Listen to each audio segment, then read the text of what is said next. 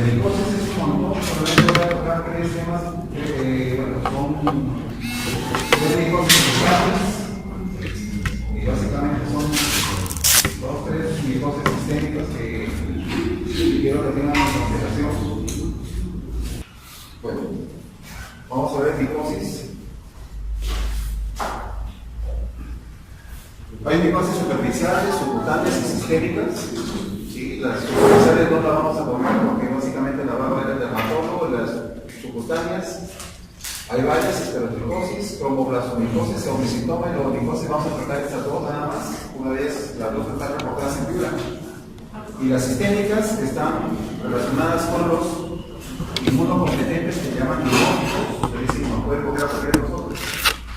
Si luego ven la micosis sistémica oportunista, si es que tuviéramos algún compromiso de inmunosupresión, y aquí no solamente VIH, no, lo que se está pensando en VIH se va a presentar acá, cada día están dando más quimioterapia. En el Cayetano están dando pacientes ya con quimioterapia, y eso es inmunosuprime. No va a ser infrecuente que comiencen ustedes a pensar en pacientes que están en quimio, infecciones oportunistas. Sáquense de la idea de que solamente eso es VIH. Es VIH sí, pero inmunosupresión. Inmunosupresión pueden ser otras condiciones. Bueno, básicamente lo que vamos a ver es escleroticosis. Es una infección granulomatosa, ¿sí? Subcutánea. Estamos cansados ahí en el servicio de que nos envíen a veces infecciones porque sale granuloma, todo estéril. Por eso se los he puesto ahí. No todo lo que dice granuloma es estéril. Puede ser un tumor. Es una infección granulomatosa subcutánea, menos frecuentemente sistémica. O sea, básicamente me da compromiso subcutáneo. El lobo que lo produce es Portex Schenki, y básicamente lo que van a encontrar aquí, y eso lo hemos tenido en el libro de Santa Rosa, es siempre el antecedente de un traumatismo con esporas. Este es el mayor porcentaje. Por inhalación también se está reportado, pero esa es manifestación sistémica y es menos frecuente. Es condopólica, es decir, lo vamos a tener en todo. En el Perú ya está reportado que hemos tenido en fibra, por eso se lo estoy poniendo. Y aquí lo que ustedes tienen que pensar es que es un paciente que viene como el antecedente de un traumatismo y tiene esto: enfermedad ocupacional, jardineros, floristas, alfareros, carpinteros, agricultores. Ese es el antecedente que ustedes van a ver, ¿cierto? El lobo se encuentra en la tierra y en material vegetal, fresco o seco. Por eso es que normalmente van a tener aquí. Lo más frecuente es en niños en edad escolar y en adultos jóvenes que básicamente van a tener contacto. Y eso es para que se distraigan y pongan atención, sobre todo los varones, ¿no es cierto? Lo típico es que la espina, ¿no es cierto? Es el traumatismo. Después de ese traumatismo, ¿sí? La pierna va a haber un periodo de incubación de 3 a 30 días. Hay un promedio de 10 días, ¿sí? Y luego te va a salir un chango en el lugar donde tuve el traumatismo. A eso se llama chango esporoticoso. Y esto después se va a observar, ¿sí? La clasificación, básicamente, esa es importante. Hay una clasificación de acuerdo a que si es paciente hipoléptico o tiene una condición hiperálpica, pero lo más frecuente es la clasificación clínica. Vamos a tener una esporoticosis cutánea, que hemos dicho que básicamente es subcutánea, pero también tiene a veces manifestaciones sistémicas. Esta es la cutánea y esta es la sistémica. ¿Sí? La cutánea básicamente son dos: la cutánea fija y la cutánea linfática. La más frecuente, la esporoticosis cutánea linfática. Desde aquí ustedes van a ver que tengo un compromiso de piel y también voy a tener un compromiso linfático. Se inicia como una pápula, luego un nódulo subcutáneo, pequeño, no es doloroso. Este es duro, móvil en el lugar de la herida, y luego se va a ulcerar y va a formar lo que llamamos nosotros el chango esporoticoso. Y por la localización vamos a tener, lógicamente, ¿dónde? En miembros interiores, pero podemos tener piel, intacta. Y es bastante frecuente eso en niños. ¿Sí? Eso ya lo que les dije que tengo. Y luego un compromiso. Linfático. Muy bien. La otra, el esporoticosis cutánea fija. Es decir, hay un compromiso cutáneo igualito, pero no hay manifestaciones linfáticas. ¿Cierto? Es igualito, y aquí el problema está que se le puede presentar como cualquier cosa. Ulcerosa, verrucosa, vegetal, papulosa, como psoriasis. ¿No? Y a mí no se me va a ocurrir. ¿Cuál es el antecedente que tengo que ver? El traumatismo, y que posiblemente sea un florista o tiene contacto con flores o horticultor. Ese es el otro. Esporoticosis cutánea fija. ¿Qué le voy a echar? No, y ¿qué le están echando a esa mujer? ¿Cierto? No lo voy a sospechar si me encuentro. ¿Qué piensan ahí? Leishman, ponen ahí, ni siquiera el paciente viajado. ¿No es cierto? Puta, ponen, ¿no? Y vive bien piola. ¿No? Y la otra es la esporoticosis diseminada. Tiene dos formas: la esporoticosis cutánea diseminada o cutánea hematógena. ¿Qué sospecho ahí? ¿Que la vía de diseminación cuál es? La vía hematógena, no sé. Y yo voy a tener una condición de inmunosupresión, que es VIH, pero miren lo que dice acá: diabetes. El paciente diabético es un paciente inmunocomprometido, linfoma, hasta embarazo. Y a los que les gusta chupar un montón, alcoholismo. El baño se pone rojo. ¿Ya? Entonces, esto es solamente de pacientes con VIH, para nada. Y pueden tener ustedes un paciente con estas presentaciones. Y la tendencia es a diseminarse, algunas articulaciones a hueso vapor o vaporíneos. Y la otra es sistémica, diseminada. Y aquí yo no voy a tener a veces la presentación de ¿qué? De la lesión cutánea. La anterior, tengo una cutánea y se me disemina. Aquí no tengo lesión cutánea. Está diseminada. ¿Y como que se me va a presentar? Fiebre, dolor, malestar general, pérdida de peso. ¿Cierto? A veces alteración del sistema nervioso central. ¿Qué le va a hacer sospechar de que puede ser una micosis? El antecedente a veces de contacto, ¿no es cierto? La otra es que sea extrapulmonar, y una de ellas es pulmonar. Se lo pongo porque hay una chica de 16 años que se viene a hacer un tratamiento para TB y sigue con la tiene una lesión igual, ya también la TB. Se ha hecho una rama, se le ha hecho helada son más de 45, es el punto de corte, tiene 32, creo. Se ha dado tratamiento para TB, no pasa. ¿Cierto? Esporoticosis es rara, ¿sí? En la mayoría de los casos son primarios y tiene dos formas, ¿sí? La más común es la crónica. La mayoría de los pacientes son asintomáticos, tienen presentación autolimitada, pero miren, ¿qué dice ahí? Tiene forma cavitaria, similar a la tuberculosis. Esa es la crónica. Puedo también tener la aguda. Es aguda y progresiva. Involucra los ganglios linfáticos ciliares y especialmente los tractos bronquiales. Es decir, hay un paciente con dificultad respiratoria y piensa sobre todo en neumonía y nada.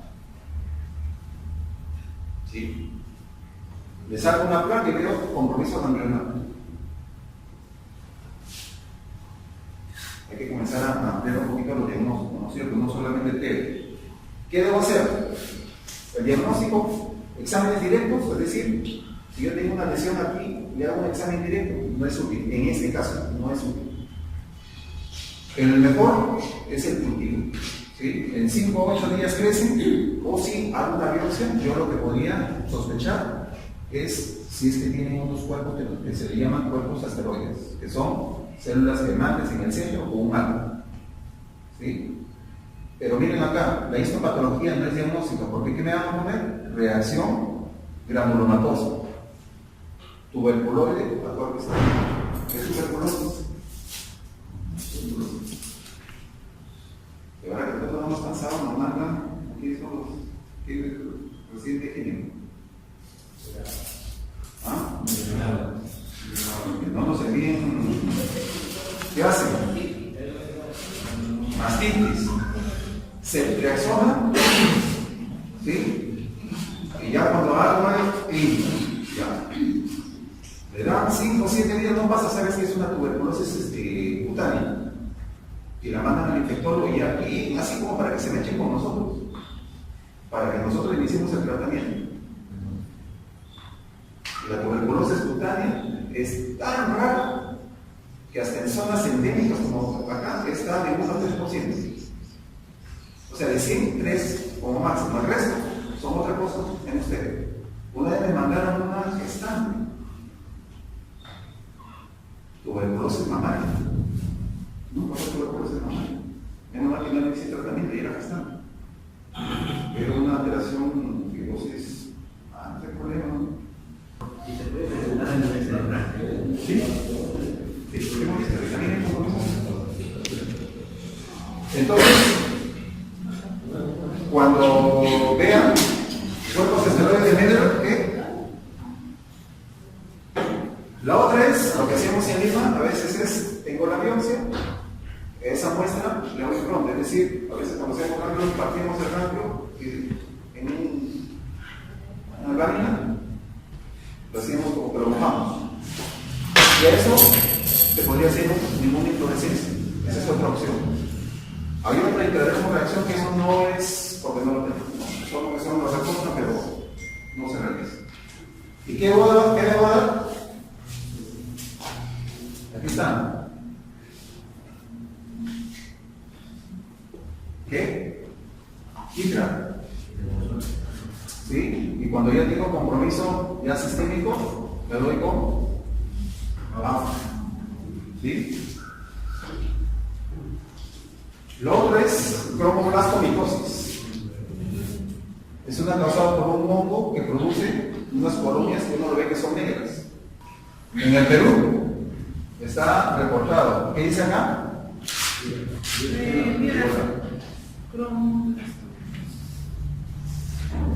Básicamente se produce en varones 30 a 60 años, más frecuente en trabajadores agrícolas, por eso posiblemente la predisposición por el sexo son los que caminan descalzos, leñadores y los granjeros.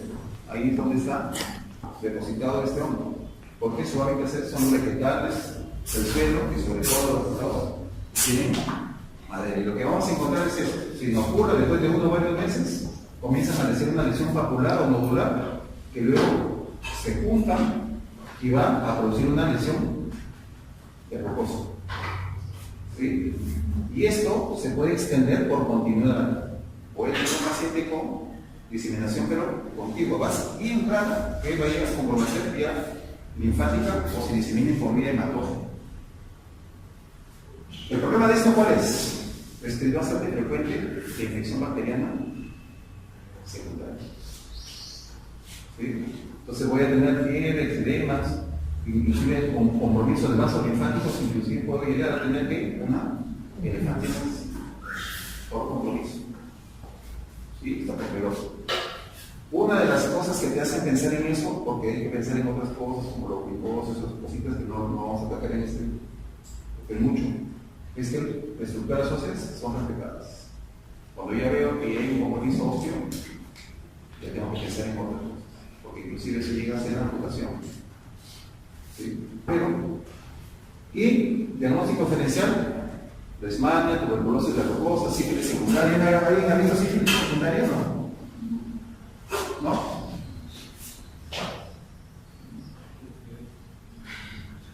Esas son las lesiones. A ver, ¿estas son las sobreinfectadas o así se comportan? Así se comportan. Se pueden sobreinfectar, lógicamente. Y esto puede tener un montón de presentaciones: nódulos roja, morada, inflada, relojosa. Cuando llegue eso, ¿qué van a tener que hacer ustedes? ¿Qué dice acá? Granuloma tuberculosis, hasta aquí se queda. Es tuberculosis. Esto es lo que significa que es una reacción crónica. Para hacer tuberculosis tendría que decirme tuberculoma crónico. Con casa o sin casa. ¿No es cierto? Todo eso tiene que ponerme el nombre y apellido. Porque si no, todo va a ser tele. Y ustedes se pueden mandar en edad inclusive el tratamiento para tele. ¿No es cierto? Cada rato nos viene. ¿Y aquí qué hago? Aquí sí, lo que puedo hacer es hacer kawacha. Es decir, de esa lesión le digo kawacha al 10%. Y aquí voy a encontrar unas sustancias que se llaman esteroides de meta.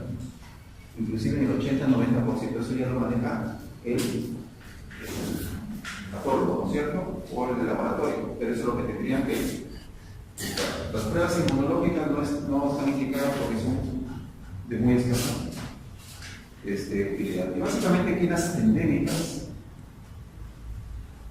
también van a tener que presentar. Para los que vean, vayan a ver, van a ver eso posiblemente en histoplasmosis. No es infrecuente. No son pacientes inmunocomprometidos solamente. A los que les gusta viajar, se van a un lugar donde se venden una cuerita, todo, se toman sus botitos, todo. ¿No? Que vean. Está relacionado con las aves y las cuerdas de los drones. No. Estas sustancias tienen una particularidad. Que tienen rico en nitrógeno.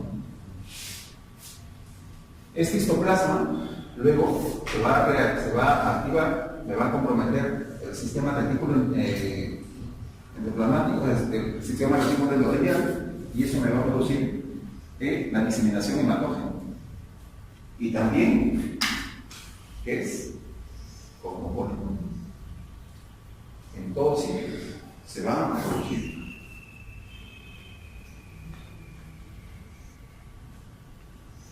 Periodo de incubación, 1 a 3 semanas. La clínica puedo tener también una infección pulmonar o una infección diseminada, e inclusive infección del sistema nervioso central. Y ya tengo otros diagnósticos diferenciales para una epididimitis. ¿Cuáles son lo que tengo que sospechar en una epididimitis? Otra, la otra, raramente gono, pero también otra, ese tipo de enfermedad. A veces uno cuando le llama al neurólogo, hay un paciente lo siguiente. No. A veces que uno necesita una guerra, se rasca. Ellos creen que todo es lo van a lograr fácil, ¿no? Como te lo cito así con el cogido. Ahorita me acaban de llamar por nada. Para que vean, un estafilococo en un niñito de 1 año 6 meses. Dice, doctor, es un estafilococo. Epididimitis. Resistente, todo. Ya lo vamos a dar a uno de ustedes para que pueda poner en consulta. No, todavía. Después del viernes. Cuando tenga histoplasmosis pulmonar, lo que viene tendría que darle de todas maneras. Puede ser un contaminante. Por eso cuando uno hace cultivos, se hacen 2. Hay que ver que y es resistente a óxido. Si quieren meter, menos bajo.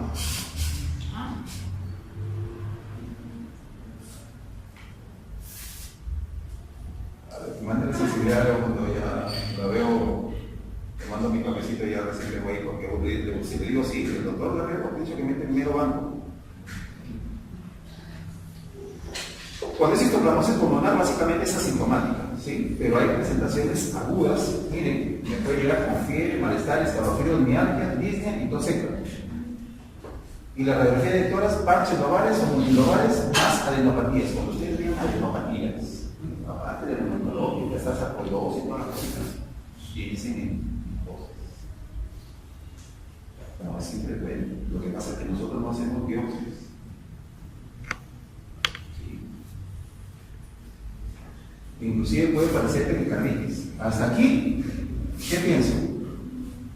Pericarditis, adenopatías, y muere la tele. Y no piensa en otra cosa. En inmunosupresión que puede dar síndrome de respuesta inflamatoria, síndrome de estrés respiratorio. Complicaciones, mediastinitis filosante. Es tanto el crecimiento de las adenopatías que a veces eso comprime el nombre. Igual tenemos pacientes con repente sibilantes, crisis asmática. Estoy con los nebulizo, y como no pasa, lo puedo nebulizar, le pongo adrenalina. ¿Sí?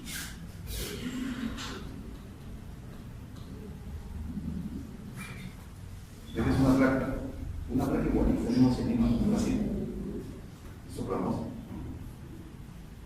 ¿Qué piensan ahí?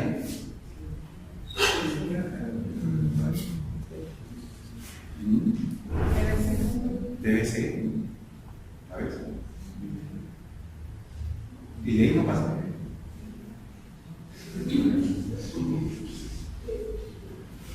Y la otra es histoplasmosis pulmonar, pero la crónica.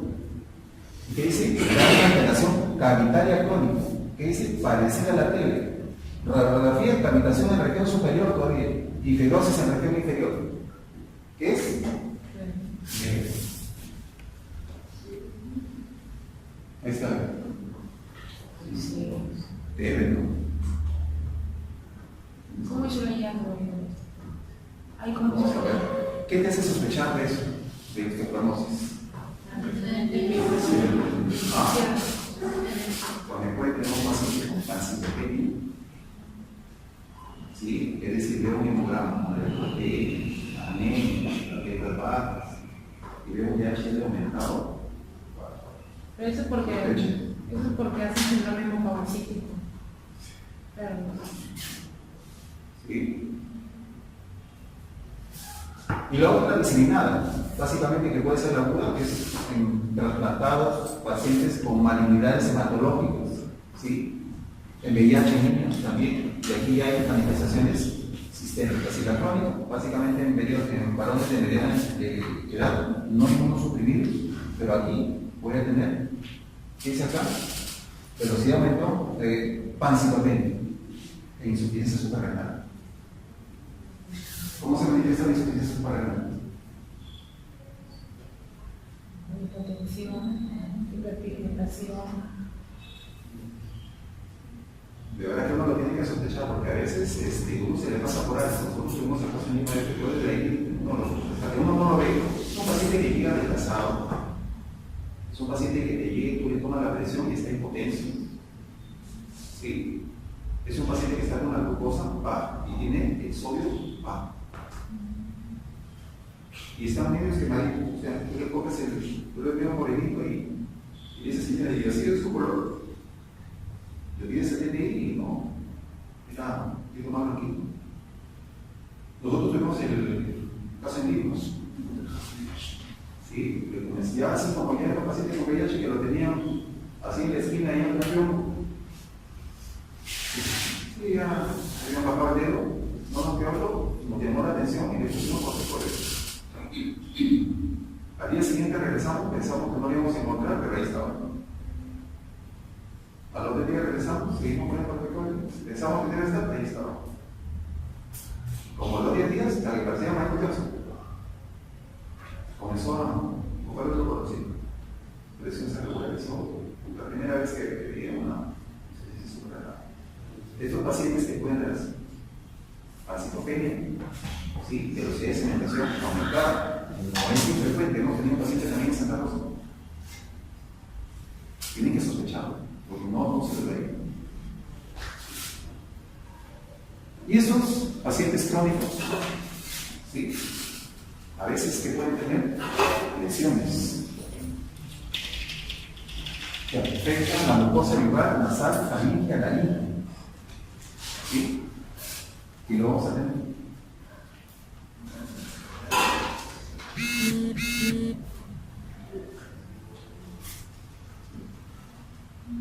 Entonces comiencen, como les digo, a ampliar un poquito sus diagnósticos diferenciales.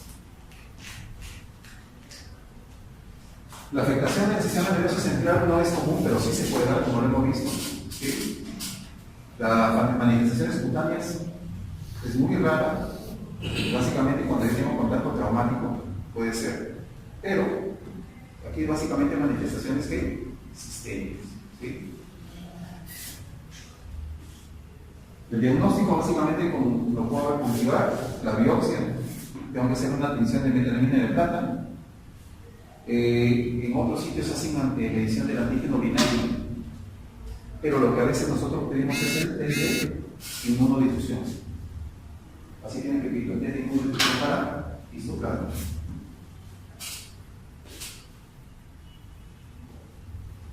Y el otro, las sistémicas oportunistas. Y vamos a trabajar dos nada más: criptococo y aspergillus. El criptococo es oportunista. Entonces, para pensar en un paciente que tiene criptococo, ¿qué tengo que pensar? Que el paciente tiene un grado de compromiso. Eso tiene que grabar. A veces llaman a interconsulta una lesión granulomatosa cerebral única. Descartar, que ponen toxoplasma. El toxoplasma cerebral se comporta en una paciente que tiene inmunosupresión. Para tener un toxoplasma cerebral sería un poco raro, en medicina no es nunca, pero sería un diagnóstico, pero mira, tengo que pensar en otra cosa. No voy a pensar en toxoplasma, salvo que tenga VIH o tenga otra condición inmunosupresión. A veces igualito, si vamos a pensar en criptococo, tiene que tener una condición inmunosupresora. Y nuevamente, sáquense la idea solamente VIH, y ahora, cada día, ahora estamos utilizando inmunomoduladores, esas cosas. ¿Y qué van a esperar ustedes? ¿Que tenga fiebre? No, los pacientes que reciben ese tratamiento no hacen fiebre, ¿cierto? Una levadura encapsulada. Y el criptococo gástrico que afecta, ¿Cuál? el criptococo gástrico que afecta a inmunocompetentes. Mal pronóstico. Pero, o Hay sea, un estudio, pacientes con criptococo, inmunocompetentes y inmunodeprimidos. Tuvimos el caso en Lima de un paciente inmunocompetente, funciones locales, con criptococo. Se le hizo, porque era un poco raro, se le hizo nuevamente y salió una. Ustedes saben que hay una hiperproducción de líquido cefalorraquídeo y el único tratamiento es básicamente evacuaciones. No sirve corticoide, no sirve manipula. ¿Sí? Y el paciente pierde la visión. Hemos tenido un paciente en Santa Rosa que ha fallecido porque no hicieron la función normal. ¿Sí? Este paciente inclusive tuvo que hacerse una derivación. El paciente ya había perdido la visión. Entonces podemos tener, nosotros sí hemos tenido, es raro, pero el pronóstico del paciente de criptococo, neurocriptococosis inmunocompetentes es malo. Nosotros hicimos una revisión mal. Más bien lo que va mejor son los pacientes inmunodeprimidos, ¿sí? Tenemos varios que están. Crece preferentemente en ambientes ricos en componentes. Nuevamente, para los que les gusta crear palomas en el techo, no van y le dan comidita a la paloma, no todos románticos ahí al parque. Las palomas. En las defecaciones de las palomas tienen sustancias ricas en nitrógeno y queratina, ¿sí? Con alto contenido de sales y un pH alcalino. Esto es ideal para que sobrevivan. El organismo que dice acá puede durar más de 2 años cuando está en la zona. ¿Sí? Cuando hay rayos solares dicen que esto esteriliza la sustancia, pero cuando está en la sombra, para lo que le gusta crear palmitos arriba, mejor vamos.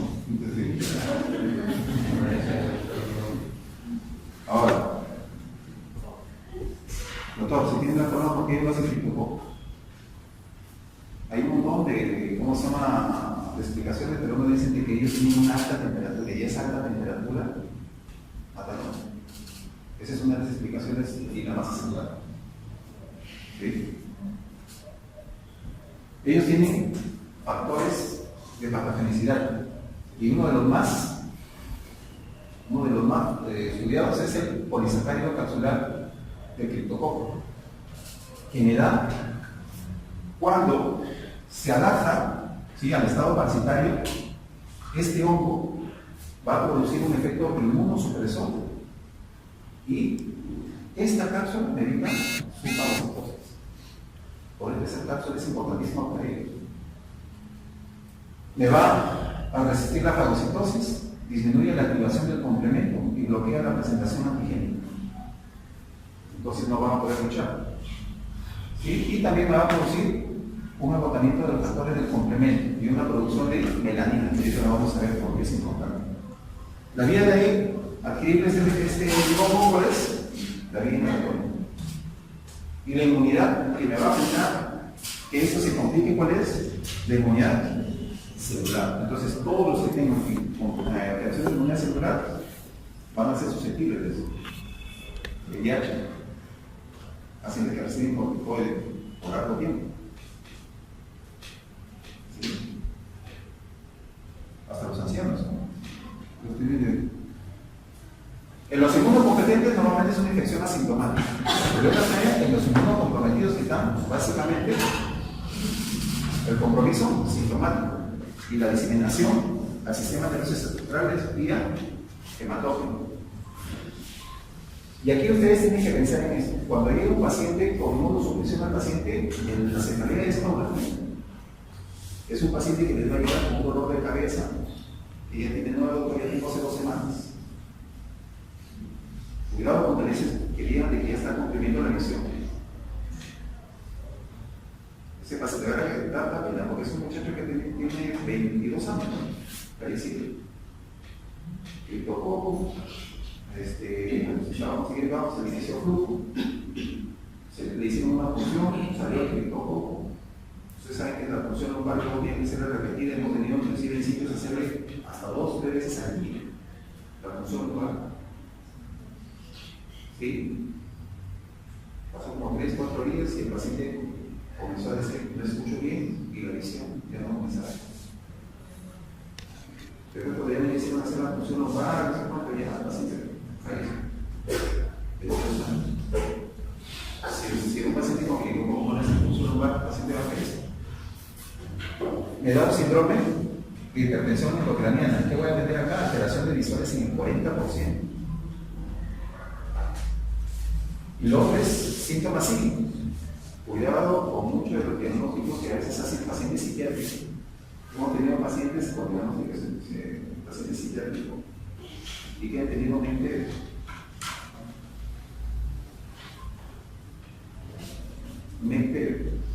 yo soy de la foto de eso, que hay una clínica, un paciente, ¿no? Te ponías con síndrome ansioso depresivo. Lo mandan a la casa y yo me acuerdo porque recuerdo que también a las 3 semanas estaba de guardia. Llegó muerte cerebral, una mente. Sí, igual acá tengan cuidado. Manifestaciones menos frecuentes, puedo tener parálisis del recto externo, pero lo básicamente es compromiso del sistema nervioso central. ¿Por qué la hipertensión intracraniana? Tiene una espesa elevada carga fúngica, tiene un alto contenido de polisacárido capsular, que hemos dicho, ¿no es cierto? Esto me hace una alta carga osmótica en el espacio suprarramoideo, y esto es lo que me produce la hipertensión intracraniana. El tratamiento, no hay ninguno. Y nuevamente le digo, algunos, un poco raro, bueno, la patología, de repente nosotros siempre le hacemos de consulta porque queremos ver si hay alteración. Después de llegar al paciente, sí, tienen que buscar eso, los que están en medicina interna, en medicina familiar, tienen que pensar algo. Sí. Porque si no se le va a escapar. ¿Y por qué tiene predilección por el sistema nervioso central? ¿Qué hemos dicho? Que no hay activación del complemento, bloquea el polisacárido, la activación. Ausencia de factores solubles séricos, anticriptococos en el líquido cefalorraquídeo. Se mete ahí porque ahí no lo puede tocar. Por eso es que se mete ahí. Aquí hay una falta de respuesta inflamatoria, debido a que hay falta de factores quimiocárticos y opsoninas. No lo reconocen. Y la dice de que había una predilección, hay una melanina por el clorotolueno. La afinidad del criptococo por tejidos íntimos en catecolaminas, dopamina. Los lugares donde hay catecolaminas y dopamina, ahí se mete el criptococo. ¿Por qué? Porque estos son sustratos de una enzima que se llama fenoloxidasa y que es para él importante para la síntesis de melanina. ¿Y eso dónde lo encuentra? La dopa y las catecolaminas. Por eso se mete ahí, porque necesita esos sustratos para producir melanina.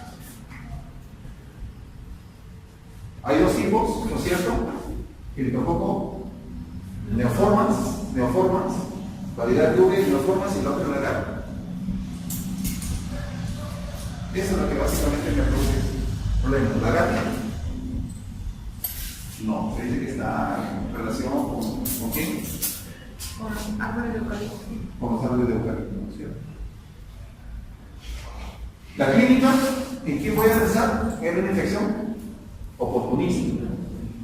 Voy a tener que pensar que es un paciente que tiene un compromiso de la inmunidad. La clínica básicamente me da ¿qué compromiso? Neurológico, por la predisposición que hemos visto.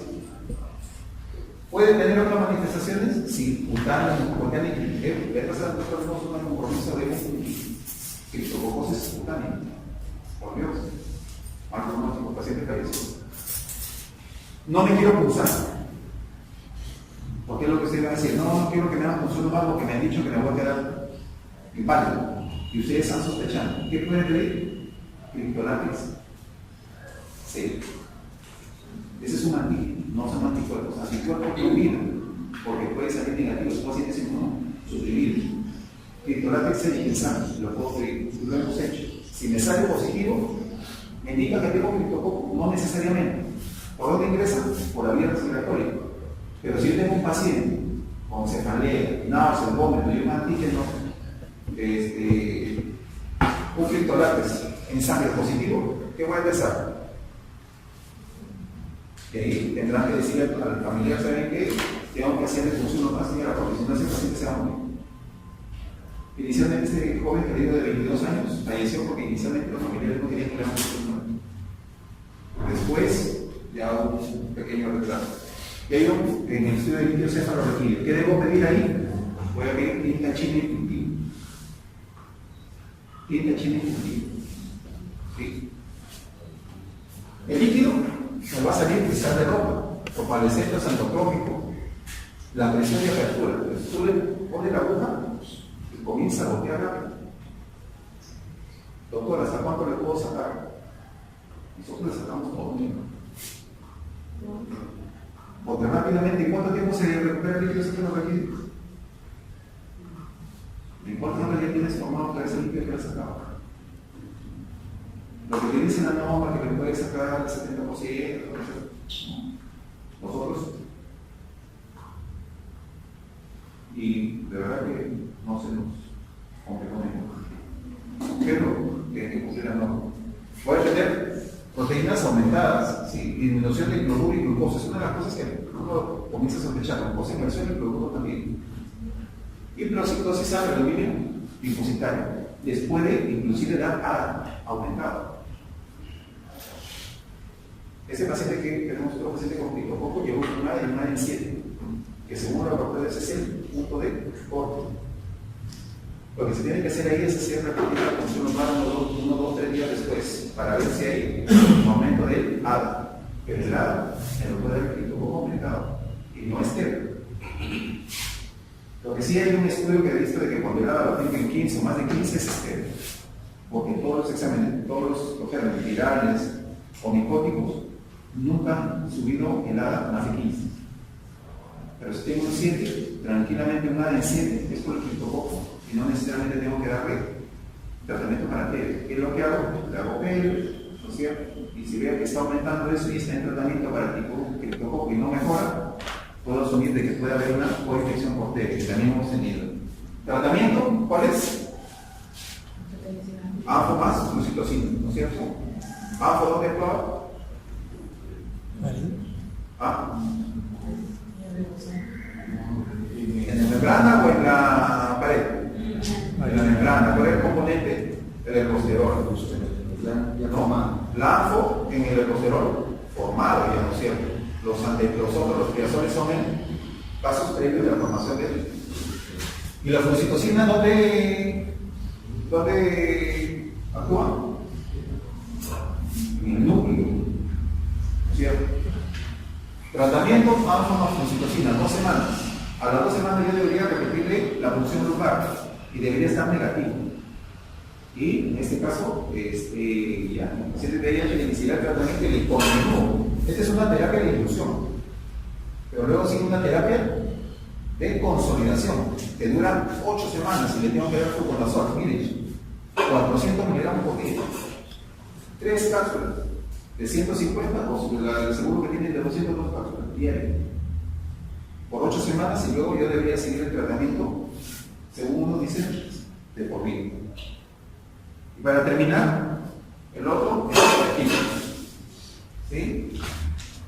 Aspergillus es el nombre similar al aspergillus, que es un hisopo que utilizan para algunos, creo que les ha caído alguna vez, ¿no? Benito, ¿no? O sea, ¿sí? Esa es la forma que tiene, ¿no? Y esa es la forma que tiene el aspergillus, de hecho no. Tiene varios tipos, el más frecuente es el fumigatus, ¿sí? Tengo otros. Lo que quiero que ustedes es esto, ¿no? Son oblicuos, están en la materia orgánica en la composición, están en el polvo de los alimentos cuando hay construcciones. Y eso pasó en un brote que hubo en INE. Cuando hay construcciones, se tiene que cambiar todo. Hubo una construcción que estaban haciendo en el INE en ambiente y hubo un brote. Cuando hay construcciones, hay brotes de aspergillus. Entonces, si por ahí ustedes se van al hospital, hay brotes, hay pacientes que comienzan a llegar con los síntomas respiratorios y otras cosas, piensen en aspergillus. Le dije, el flagus más del 90%. El flagus me puede dar en pacientes inmunosuprimidos forma invasiva. Cuidado con esto. Por eso se lo he puesto. Se lo pongo resaltado. Los senos paranasales y los pulmones son los sitios que asientan primariamente esto. ¿No es cierto? Puedo tener una sinusitis que le estoy dando levo y no me pasa. Entonces, comenzar a pensar en otras cositas. Básicamente la vía, ¿cuál es? La vía inhalatoria. ¿Sí? Eso es lo que tienen que grabar. Y esto, este cuadrito, está todo. Les van a quedar pacientes con crisis de asma. Los ven nebulizando cada rato, sí. ¿Qué puede ser?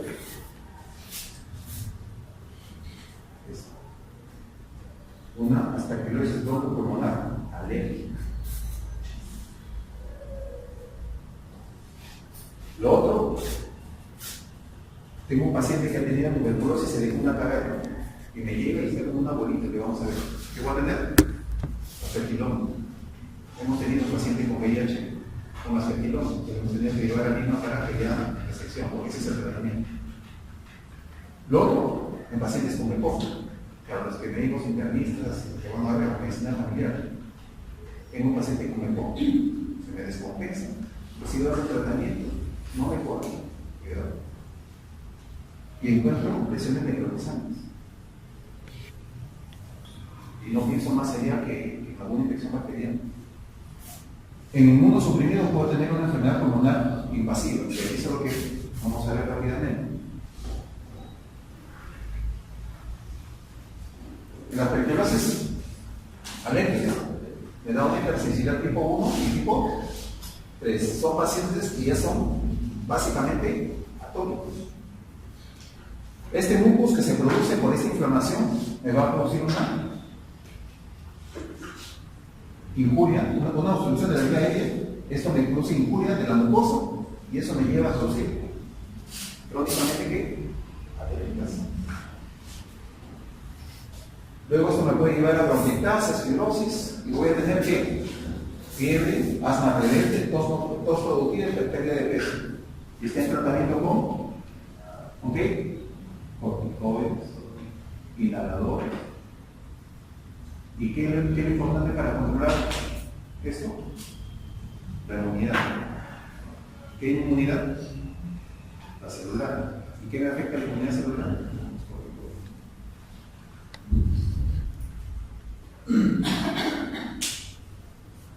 Ustedes van a tener que buscarme cuáles son los criterios de la tuberculosis bronco-pulmonar alérgica, porque se lo voy a preguntar. El otro es el aspergiloma. El aspergiloma se juntan, se hace una bola conglomerados de islas que se entrelazan con el moco, con los restos celulares. Bronco-pulmonar alérgica. Pasan por estar durmiendo y luego, cuando dicen, eso voy a preguntar, así se.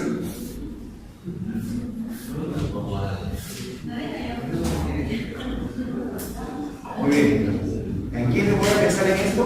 En pacientes que tienen cavidades previamente. Lo típico es paciente que ha tenido tuberculosis y que luego me llega a la emergencia con hemofisitis. Algunos recados negativos y a alguien se le ocurre sale una placa y ve una cosita ahí que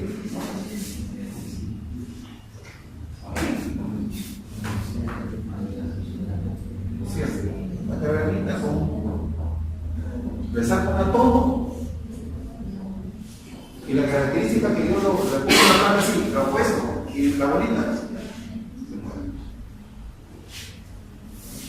¿Cierto?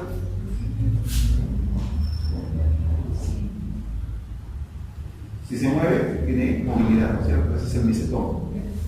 No es infrecuente, ¿no? La otra es la semi-invasiva o necrotizante crónica. ¿En qué dije que se presentaba eso? En el poco. Estos son pacientes crónicos, es la forma de granulomatosa crónica, de aspergilos. Y es un paciente que tiene un compromiso con el hígado. Diabetes, medianamente controlado. Tiende a ocurrir en varones de edad media, generalmente con una enfermedad pulmonar, bronquitis crónica, neumoconiosis, TB o EPOC, ¿no es cierto? Que tiene cierto grado de inmunosupresión como diabético, ¿no es cierto? O tratamiento con corticoides. Y este paciente tiene un curso paulatino y voy a encontrar inclusive un deterioro progresivo con especulación. ¿Qué voy a encontrar? Esto. Lesiones cavitarias con áreas de consolidación. ¿Dónde? En el lóbulo superior. ¿Qué es? TB.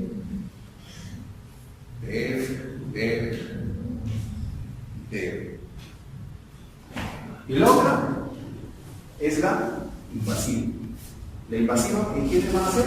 Paciente inmunosuprimido. Es ese paciente inmunosuprimido. El anterior era una inmunosupresión leve, realmente tiene cierto grado de alteración estructural en pulmones, pero aquí es inmunosuprimido, invasiva. Y aquí me da una manifestación aguda. Ese paciente está bien, en pocos días tiene fiebre y aparición de un nuevo infiltrado pulmonar. Que le doy tratamiento antibiótico y no me pasa. Es más, inclusive solamente fiebre. Le saco placa, inicialmente no me sale nada. Y después de unos días recién me aparecen manifestaciones pulmonares. Luego me salen solo los nodulares. Estos se producen accesos con cavitación. Y ahí tenemos nódulos, luego consolidación, inclusive cavitación. Doctor, pero ya el nódulo se transforma. Y no le pasa. Y en esto básicamente, ¿qué dice acá? El infarto. Hay una diseminación hematógena, los espasmos de la arteria, y lo que está posterior, ¿qué pasa? Se necrosa con el infarto. Es muy común en pacientes inmunocomprometidos con severa neumonía, y esa es la angioimagen. ¿Entendemos? Sí. Doctor, vive medicado. También se lo puedo preguntar. Porque es bastante frecuente que en las tomografías, patrón, no sé cuánto, vive medicado por otros tiene algo de brote. Y no necesariamente eso indica también indica cosas.